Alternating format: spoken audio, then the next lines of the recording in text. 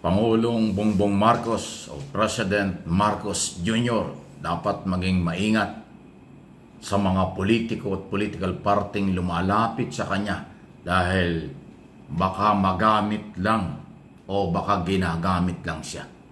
Kaya ko ito binabanggit kasi nung una pa ay binanggit ko na po na yung 12 na senatorial candidate niya na galing sa iba-ibang partido, hanggang ngayon po ay nagdududa ako kung sila ba ay talagang merong loyalty kay Pangulong Marcos at sa ating administrasyon. Ang tingin ko po yung iba dyan ay sumali lang sa administrasyon kasi may bintahe ang administration candidate. Pero pagkatapos ng eleksyon, manalo sila o matalo, aalis din yung mga yan, iiwanan din si Pangulong Marcos. At yun ang masakit.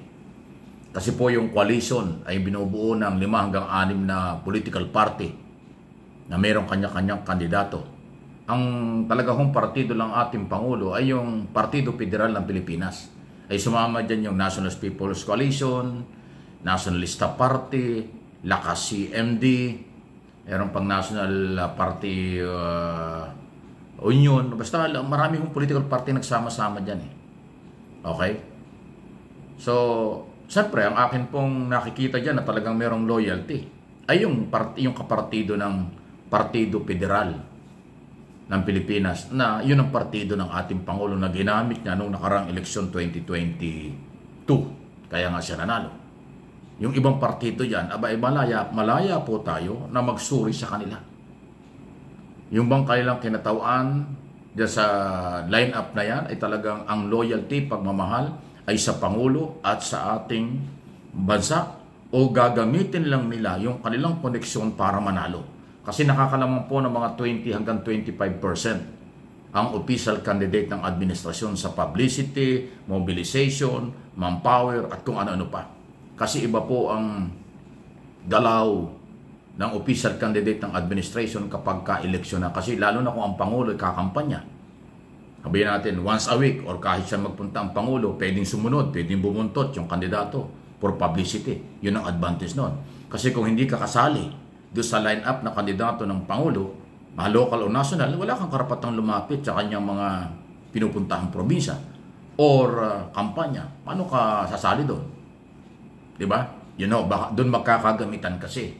Yung magpapataas ng kamay o idideklara ang Pangulo na magaling. Kunwari sabi, magaling itong Pangulong ito, masipag itong Pangulong ito, pero yung pala ginagamit lang para makakuha ng suporta. Pero pagkatapos ng eleksyon, matalo o manalo, anti-Marcos ang dating. Yan ang dapat iwasan ng Pangulo. Ayaw ko nang mag-identify kung anong political party or individual candidate para sa senatorial, congressman at iba pang local position. Nasa inyo na po yan. Tayong mga mamamayang Pilipino ay matatalino. Meron tayong sariling pamamaraan at diskarte paano suriin ang mga kandidatong pagkakatiwalaan. May mga kandidato at political party nang gagamit lang ng koneksyon para sa kanilang interes na manalo. Pero yung pagmamalasakit na talagang susuportahan si Pangulong Marcos sa kanyang mga programa at policy, wala tayong assurance doon. Kahit yung mga incumbent senador na sumama kay Pangulong Marcos galing sa ibang political party, hindi natin panghahawakan dahil kilala natin sila. Walang prinsipyo o walang malasakit ng totoo. Kung sino yon, bakit natin susuportahan? Kahit kandidato ng gobyerno, sa akin pong paniniwala, aking sariling opinion ito. Kung maniwala kayo, salamat. Kung hindi, salamat din. Hindi ibig sabihin kakampi ng Pangulo ay ating iboboto na. Hindi ganoon ang pagpili. Suriin natin ang bawat kandidato kahit kakampi ng Pangulo. Kung karapat dapat sila o hindi. Para walang pagsisisi. Nakita niyo noong nakaraang eleksyon? Sabi ng iba, ng mga bumoto, nabudol sila ni Robin Padilla. Kaya doon nila ibinoto dahil kakampi ng Unity, Marcos Duterte tandem. Kaya ibinoto si Robin Padilla maliban sa pagiging artista. Ay, anong klase naman qualification yun? Iboboto mo dahil kasama? Ano yun? Dapat iboboto mo isang tao, ang kandidato, base sa kanyang kaalaman at kakayanan. Hindi yung kaibigan o kapartido. Mali po yun na pagsilip ng qualification. Hindi po ako nagmamagaling, pero aking sinasabi yung totoong ganyan.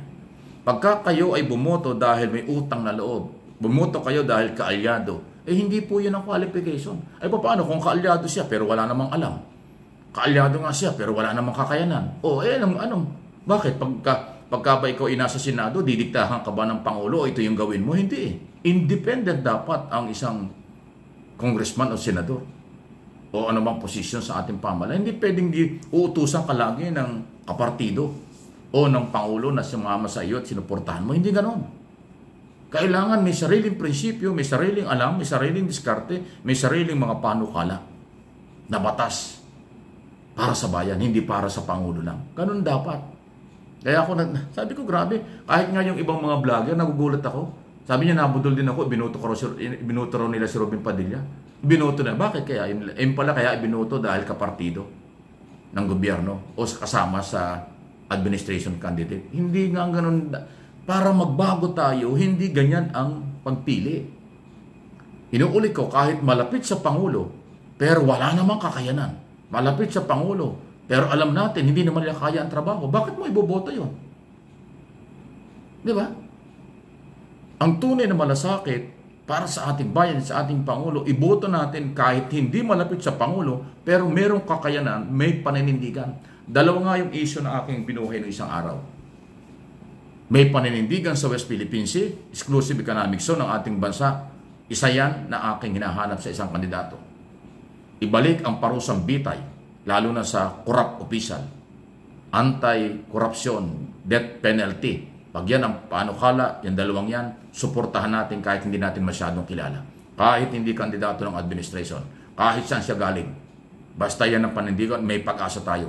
Kasi maninindigan siya para sa West Philippine Sea. Maninindigan siya laban sa korupsyon. Kasi ang korupsyon, malaking sugat, malaking problema ang idinudulot.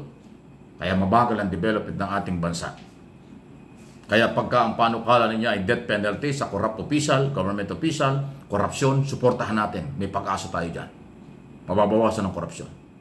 Pero kung ang kandidato ay gwapo lang, maganda lang, magaling magsalita, malapit sa Pangulo, pero wala namang kakayanan, wala namang magandang agendang pang-national, ba't mo iboboto yun? Anong gagawin niya? O, di ba? Anong nangyari kay Robin Padilla?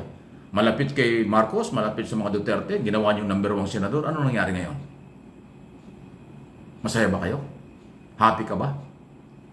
Nagtatanong lang. Sampul lang yun. Kasi alam ko, marami nagsisisi. Marami nanghihinayang. Marami raw nabudol. Kasi kayo, mali ang pagpili. Hindi ako nagmamagaling, hindi ko kayo dinidiktahan. Yun ay aking idea lang, opinion ko lang yan, suggestion ko lang. Nasa inyo kung maniniwala kayo. Kailangan kasi pagbabago.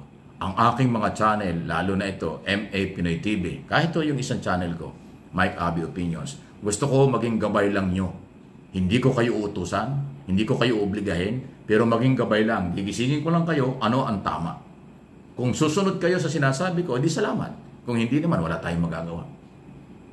Ilan po ang aking obligasyon. At wala akong karapatan kayo piliting maniwala o hindi. Mahalaga lang na ihahayag ko yung sa palagay ko ay pakikinabangan nung iba na nagmamalasakit sa bansa at nagtatanong kung ano ang pamaraan ng pagpili. Kaya sabi ko, dapat si Pangulong Marcos mag-ingat. Maraming balimbing, maraming sipsip, maraming nagkukunwari lang. Pero sa totoo, gusto lang manggamit after election, hindi nakapartido, hindi nakakampi. Madalas nangyayari yan sa mga political party at individual candidate tuwing eleksyon, ilang dekada na dito sa ating bansa. Please like and share ng video.